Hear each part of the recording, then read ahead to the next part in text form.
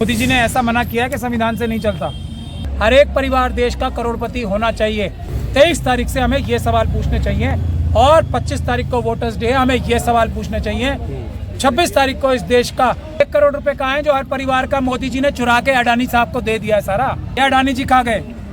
और जो मैं कह रहा हूँ इससे ज्यादा प्रिय बात किसी को हो सकती है? किसी राहुल गांधी जी भी अपना मुकदमा अच्छे से लड़ पाएंगे यदि सरकार की तरफ से 1 करोड़ रुपए उनको भी मिल जाएगा, उनके परिवार को भी।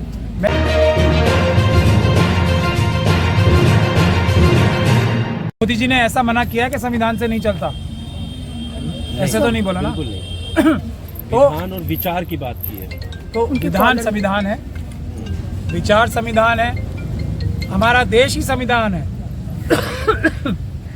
और इस देश की जनता महान है। अब आप मोदी जी से पूछ लीजिए, मैंने कुछ भी एक शब्द भी गलत कहा हो तो वो मुझे अरेस्ट करके जेल में डाल दें। संविधान ही विधान है और देश की जनता महान है। उसके अलावा मेरे ख्याल से किसी और विषय में बात करना महान धोखा है देश के साथ। किसी व्यक्ति की धार्मिक आज़ादी भारत का संविधान ही देता है, हर एक व्यक्ति। प्रधानमंत्री जो शब्द इस्तेमाल कर रहे हैं, प्रधानमंत्री जो एक मैसेज देश को देना चाह रहे हैं, उस मैसेज को आप किस तरह देखते हैं? क्या वो सही है?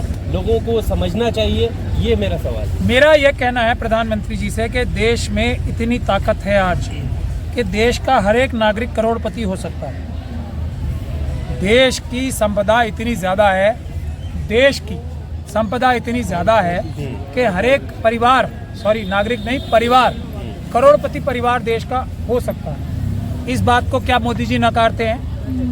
नहीं नकार सके, क्योंकि मैं तथ्यात्मक बात कर रहा हूँ। हर एक परिवार देश का करोड़पति होना चाहिए अगर प्रधानमंत्री ईमानदारी से काम कर रहे थे।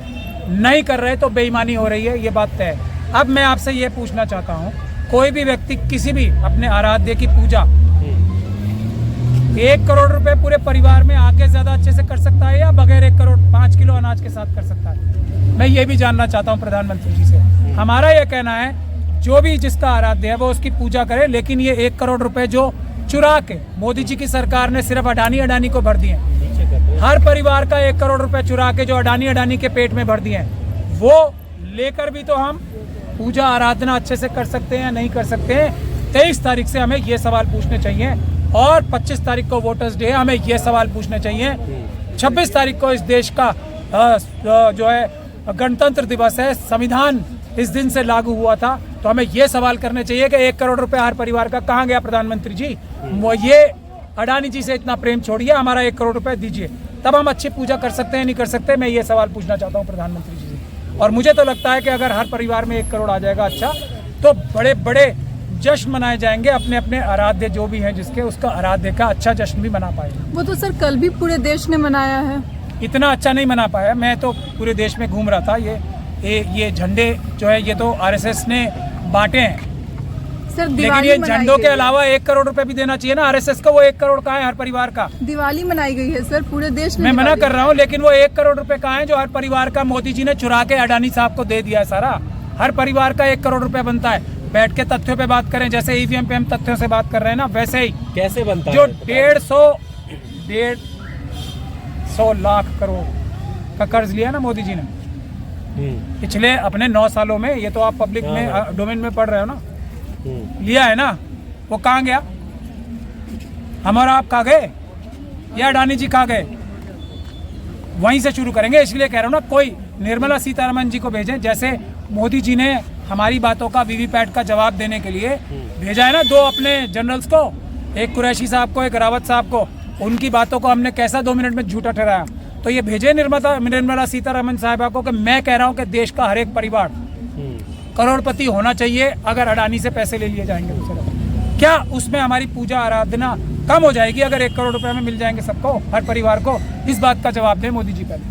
कल कई राज्यों से हिंसा की खबरें भी सामने आई, चाहे महाराष्ट्र का मीरा रोड हो या बिहार का मुजफ्फरनगर। जो लोग हिंसा के पीड़ित हैं उनके परिवारों को 1 करोड़ रुपए मिल जाएगा तो वो अपनी जो इलाज ठीक से कर पाएंगे, नहीं कर पाएंगे? इस सवाल का जवाब मोदी जी को देना चाहिए। पर जिस तरह से पूरे देश में हर्षोल्लास का माहौल था कल, उसमें कुछ वीडियो हजरतगंज का भी है, लखनऊ से, जहाँ पर अभद्र भाषा का इस्तेमाल हो रहा है। एक तरफ प्रधानमंत्री राम राज्य की बात कर रहे हैं, वहीं दूसरी तरफ ये जो अभद्र शब्द और गाने बज रहे हैं, उससे किस तरह का संदेश है, राष्ट्र किस तरफ जा रहा है? देखिए, ये सब आप आरएसएस के लोगों से पूछिए, ये जो भी इस प्रकार की बातें करते हैं, और जो मैं कह रहा हूँ इससे ज़्यादा प्रिय बात किसी को हो सकती है? किसी भी देश के परिवार वाले को कि 1 करोड़ रुपए कम से कम मिलना चाहिए हर एक परिवार वाले को। ये 1 करोड़ रुपए की बात ना करके दूसरी कोई भी बात करने वाला देश का हितैषी है, हर परिवार का हितैषी है या दुश्मन है?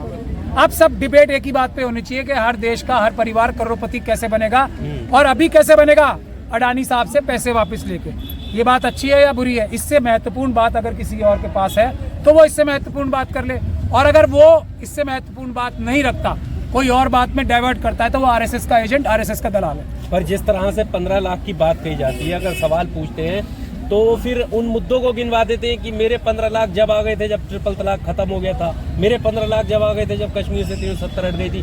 वैसे ही आपके इस मुद्दे को भी गिना देंगे कि मोदी जी काम कितने कर रहे हैं। अब देश का हर परिवार ये पूछेगा कि मेरे 1 करोड़ जब आ जाएंगे, जब मेरे हाथ में आ जाएंगे, और असली वाले, ये नकली नोट नहीं।